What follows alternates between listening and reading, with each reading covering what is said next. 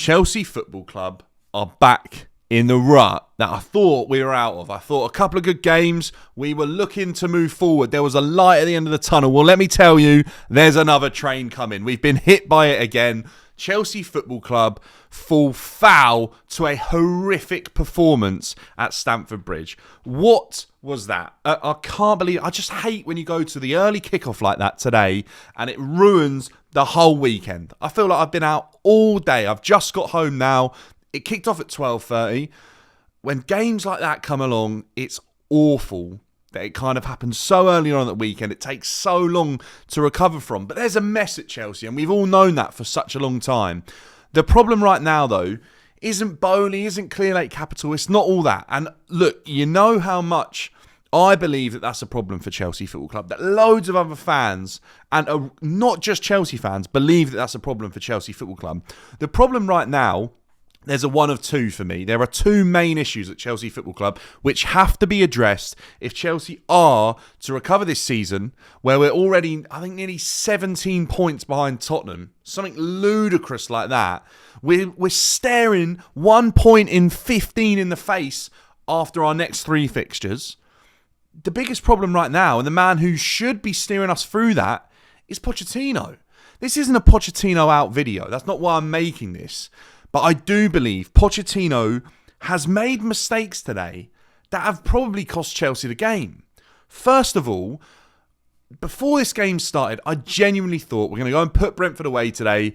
We will come away from this game with 3 points and a comfortable victory. We will show that West London is still Chelsea's today. It's not Fulham's, it's not Brentford. We are still the top dog in West London. Look, London at the moment is a whole different story. But I definitely think our main focus when it comes to these games should be establishing the power that we hold in West London against Fulham and against Brentford in particular. They are a bus stop in Hounslow that actually have a really good record at Stamford Bridge at the moment. And that is a bit of a problem for me because I dislike Brentford strongly.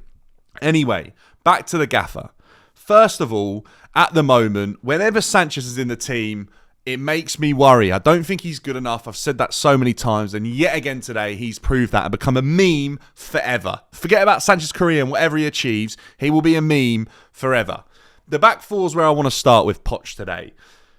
We've seen Colwell play left back. We've seen Cucurella play right back. And we've seen Dazassi play centre back. That could have all happened today. But no, he wanted to change it up. He played arguably our slowest defender at right back. That's problem number one. Because, look, to be fair to Dazassi, he got played out of position today. He's not a right back. He moves and turns like a tractor. And to be honest, I don't know where Poch got that from. All I can think is the only right back that could play out of position to allow Noni, who was going to play, to be on his left. Otherwise, there might be too many left footers on the right-hand side. That's the only reason I can work that out. Midfield, I was okay with. Look, if Enzo's not fit, fine, we'll get on to injuries in a second because that is reason number two. And the rest of the team, as soon as I see Jackson up front, I think there's no goals in our side. Sterling, you never know what Sterling's going to turn up. The same with Noni. Noni's not a starter. Noni probably should be coming off the bench. He's a fantastic impact player. When a team's tired, Noni really works against some teams. So the lineup was questionable and the subs bench, that's the worst one we've had for a long time. And it proved as the game went on. There are massive problems.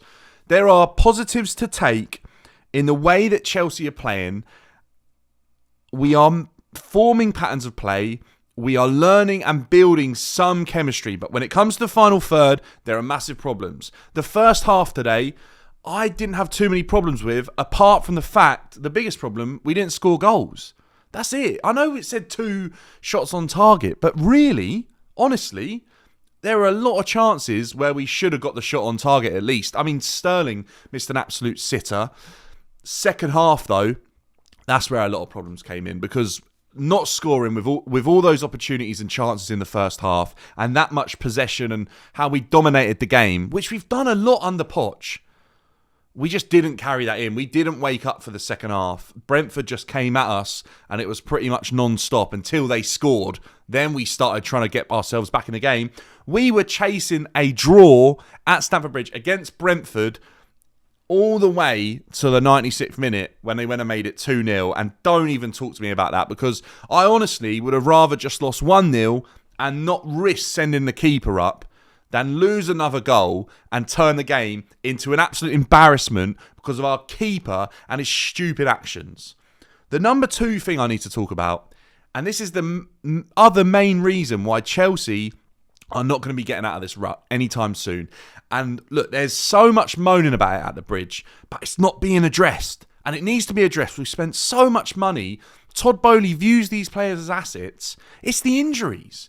Chelsea Football Club, whether you like it or not, have spent £1 billion on players under the new ownership. No one's ever available consistently. There are very few players that are managing to stay consistently fit for the last 2 seasons at least. There is a huge injury problem at Chelsea Football Club, and it literally stems from our captain all the way through the team. We are consistently missing a third of the squad to injuries. Players come back for a game, 2 games, and they are out again. Broja injured. Mudrik's injured again. He was only injured the other week. He's been rushed back. Reece James, rushed back as per usual. We see so many players at Chelsea Football Club fall to injuries time and time again. And then we see the lineup and you think, why on earth is this player playing? All I can assume today is that Gusto was injured. I cannot believe he was dropped. He should have been starting right back. But for him to not come on at all, there's a problem. Mudryk injured apparently in training. Enzo injured, but look, he's just had a kid. I can kind of let that one slide if that's why he's at home. Gone are the days where players would miss births. That is a long gone thing. But there are massive, massive problems at Chelsea Football Club within our department for fitness, injuries, medical science, whatever it may be. There are problems. And I know people saying, oh, Todd Boehly sacked the medical staff. We had injury problems before that. I don't know what it is, but it needs to be addressed. It needs to be looked into, because what is the point in spending millions or billions of pounds on players who are not available to play for 30% of the season? It's just not good enough. And some are even higher than that. That is the biggest problem for me at Chelsea right now, is the fact that the manager cannot pick from a full pool of players. It's as simple as that. And then the manager is restricted to the squad that he can choose. And then I think that's why he's getting it wrong, because his selection just isn't quite there. And then that's where I feel that you can't call Pochettino an elite manager, because really an elite manager would manage to get the best and motivate players and get the best out of them. And this is where the Pochettino thing is a bit of an issue for me, because look where Tottenham are in the league, and look at where we are, and look at where both Chelsea and Tottenham finished last season. Realistically, I probably thought going into this season, Chelsea and Tottenham would be the bottom of the top teams. I thought that's where we'd be. Look, Tottenham have excelled beyond anyone's beliefs. It's almost crazy where Tottenham are to look in the league without Harry Kane. I never saw that coming. But the fact they are there is piling the pressure on Pochettino, because he is turning Chelsea Spursy. And I don't like using that word, but this guy came into the club claiming to have an elite win-at-all-cost mentality that has been dusted sharpish. And that's the issue for me. That's where the butt stops with Pochettino, his decisions and the team he's putting out. Because is he still the manager that claims to win at all costs? Because I'm not sure that he is. I think he's trying to protect his job. He come out the other day, said about taking off players, he wouldn't be allowed, and all this jokey malarkey. Look, win the game at all costs. That's what you said when you came to the club. That's what we're expecting. We thought you were going to brush aside the Spursy mentality, and at the moment, Pochettino, that's not happening. And all I want to say is, if we don't beat Blackburn during the week, pressure's on, and the mumblings will start, because it is that toxic at Stamford Bridge right now. The boos at the end were loud. There is a bad atmosphere. Not only is the stadium quiet, because I swear every game I go to, it's getting quieter. It is filled to the brim with tourists, which, look, I don't mind if there's a few, but it is killing the atmosphere. This club is being killed from the inside out, and it is down to us fans to do something about it and make our voices heard, because the players, and further up than that, are not going to do anything about it. And I will see you in the next one.